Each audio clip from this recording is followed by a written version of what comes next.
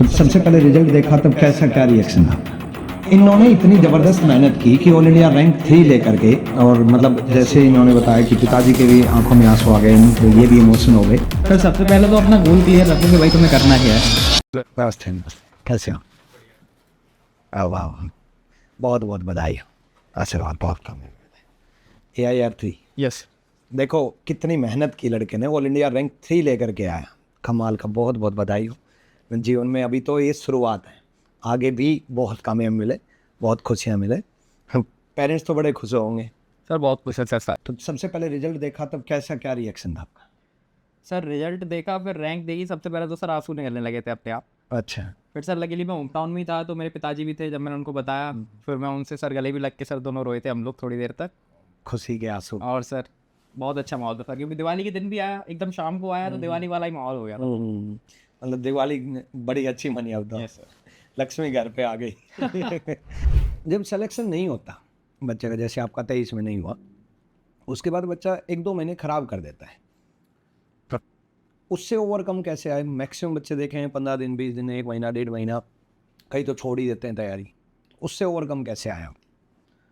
Sir उससे overcome जब तुम्हारा सेंस ऑफ पर्पस स्ट्रांग होगा कि भाई क्या करना है, ये चीज़ इस वजह से करनी है, तो सर तुम अपनी गलतियों पे काम करने की सोचोगे, ना कि इसकी कि भाई तैयारी छोड़ दे। तो सर वही मैंने किया था। अगर फेल हो रहे हैं तो बस ये देख रहे थे गलती कहाँ की है, गलती कहाँ की? गलतियों से सीखा। और CPO टारगेट था या CGL? सर टारगेट तो CDS था। CDS था? वह CDS नहीं हुआ सर, देन इस वाली लाइन में आया। फिर CPO। ओके। CGL कैसा गया आपका? प्री सर अच्छा गया था सर। अच्छा, बहुत बहुत बधाई हो आर्यन। थैंक यू अब आगे भी टारगेट है CGL का, या मतलब CPO में ही रहना? सर। अभी तो कंफ्यूज हूँ सर, अभी सोचा नहीं है करेंगे CGL या नहीं करेंगे। और अच्छा, मेंस की तैयारी तो कर ही रहे होंगे? नहीं कर रहा सर, अभी मैं कुछ ही नहीं कर रहा, अभी बंद है सर, अभी सब कुछ फिलहाल। अब मजे कर रहे हाँ, हैं। अभी थोड़ा सर रुका हूँ मैं। ठीक है, एंजॉय करो सक्सेस का, है ना? वैसे कोई दिक्कत नहीं है, आगे डिसाइड करो। UPSC का सोचो, या तो है ना, अगर टाइम मिल पाएगी तो। ट्रेनिंग में तो टाइम मिल नहीं पाएगा, ट्रेनिंग के बाद ही कुछ सो हो पाएगा। इन्होंने इतनी ज़बरदस्त मेहनत की कि ऑल इंडिया रैंक 3 लेकर के, और मतलब जैसे इन्होंने बताया कि पिताजी के भी आंखों में आंसू आ गए, ये भी इमोशन हो गए। ये इमोशनल मोमेंट आपकी ज़िंदगी में भी आएगा, बस इनकी तरह मेहनती बनो, इनकी तरह तरीके से पढ़ाई करो। किस तरीके से क्या क्या पढ़ाई शुरू की, शुरुआत बिल्कुल, क्योंकि बच्चा वो जानना ज़रूरी होता है जिसने अभी कदम रखा, वो कैसे क्या करें। सर सबसे पहले तो अपना गोल क्लियर रखो कि भाई तुम्हें करना क्या है। गोल क्लियर रखने के बाद अपना स्टडी मटेरियल क्लियर रखो कि भाई कहाँ से कौन सी चीज़ पढ़नी है। जैसे मेरे केस में सर BOD बैच ले लिया, ठीक है, वहाँ से सर मैंने वो तैयार की। सर जैसे ही तैयार होती गई वैसे वैसे मॉक देता रहो, 70% तैयार हो गया मॉक दो, जिन जिन टॉपिक्स में डाउट है। फिर थोड़ी सर जैसे जैसे पैटर्न चेंज हुए तो एनालिटिकल रीजनिंग वाले क्वेश्चंस आने लगे थे सर, तो देन सर मैंने वो वीडियोस देखे तो सर वहाँ से वो भी क्लियर होने लगे सर। ओके, तो ऐसे ऐसे करके कितने नंबर आए रीजनिंग में? रीजनिंग 50 आए थे, CPO के 50 आउट ऑफ 50 बोलता हूँ मैं, सीजल में भी 50 आउट ऑफ 50, ये गजब। मैं हमेशा बोलता हूँ 50 आउट ऑफ 50 लेकर के आना है, और 50 में से 50 आ सकते हैं। जब इन्होंने बिल्कुल शुरुआत में, इन्होंने कौन सी स्कूल से या कॉलेज में रीजनिंग पढ़ी थी? रीजनिंग शुरुआत में इन्होंने भी बिल्कुल जीरो से स्टार्ट की, कैलेंडर और बाकी सारे टॉपिक तरीके से तैयार किए, और एनालिटिकल रीजनिंग जैसे अब बदलाव हो रहा है उसको भी तैयार किया, और 50 आउट ऑफ 50 लेकर के आए। तो आप भी लेकर के आ सकते हो।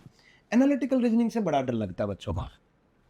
सर स्टार्टिंग में जब कोई भी नई चीज़ आती है तो डर लगता ही है। अभी एनालिटिकल रीजनिंग जब आई थी तब अचानक से सर मेंस के पेपर में क्वेश्चंस आए थे, तो मेंस के पेपर में बच्चा वैसे ही घबराया रहता है। देन सर ये वाले क्वेश्चंस आए तो सर फिर जब धीमे धीमे जब इनको पढ़ोगे, इनके मेथड समझोगे कि भाई कैसे होते हैं। सर मोस्टली एनालिटिकल रीजनिंग ऐसी होती है कि भाई वो रियल लाइफ से अपनी जुड़ी होती है। बिल्कुल बिल्कुल। तो सर उनको मन से सोचा जाता है कि भाई ये सही है या नहीं है, कंक्लूजन जो पूछ रहे हैं। क्योंकि सर बहुत सी चीज़ों को उसमें डाउट होता है, कंक्लूजन, इन्फ्रेंस, अजम्पशन, और वो सर ऑप्शंस में भी इम्प्लिसिट, फॉलो, वो सर छोटे छोटे वर्ड्स का बहुत ही अलग अलग मीनिंग है। तो जब एक बार तुम उन सारे मीनिंग्स में क्लियर हो जाओगे ना, देन सर एनालिटिकल रीजनिंग में इतनी करने में दिक्कत नहीं आती। बिल्कुल तरीके से पढ़ाई करोगे तो 50 आउट ऑफ 50 जरूर लेकर के आओगे। हाँ, ये एक प्यारा सा गिफ्ट। अरे सर बहुत बहुत बधाई आपको। Thank you.